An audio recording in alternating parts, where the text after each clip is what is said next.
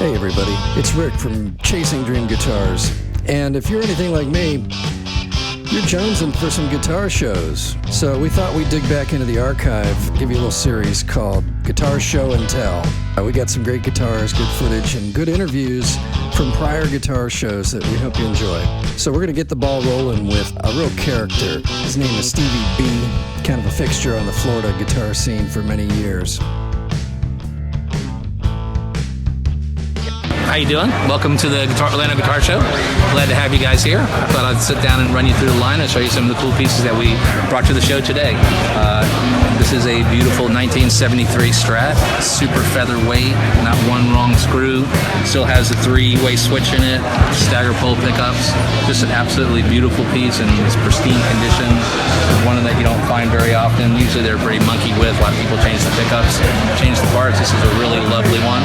Here's a beautiful 1962 Les Paul Jr. Les Paul Jr., the SG shape.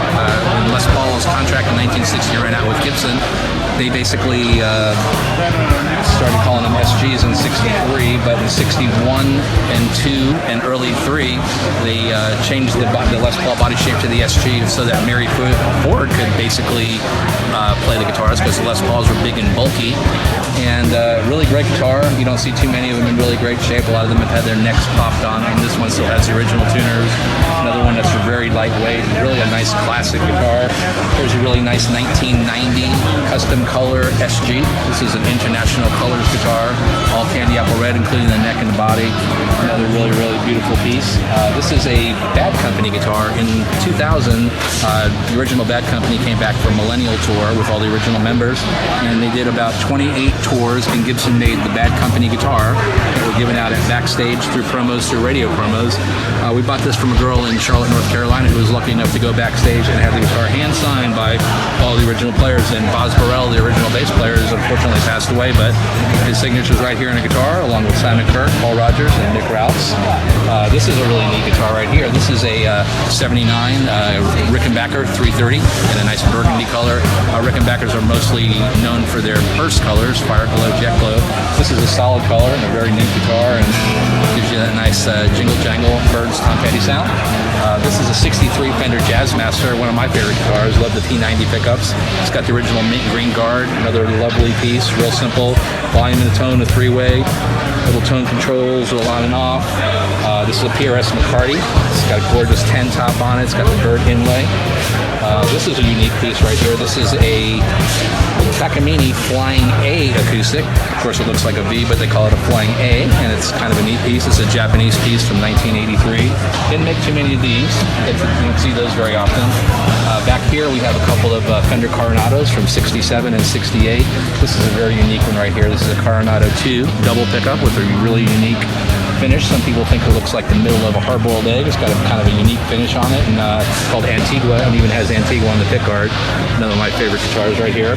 I myself personally am a bass player, so I'll walk you over to the bass department. Oh, one more piece that we definitely want to see. This is a 1952K Jumbo. This is your Gene Autry style Western guitar, and this is a very cool and very popular piece with a very ornate headstock. It still has the original tuning keys on it. Another lovely piece for Lodo. Right here go over here to the bass rack right here. Here we have a nice selection of vintage pre-CBS basses here. This is a Fender 63 jazz bass, pre-CBS with clay dots. Nice tortoise guard, a lovely piece. This is a really beautiful 65 candy apple red.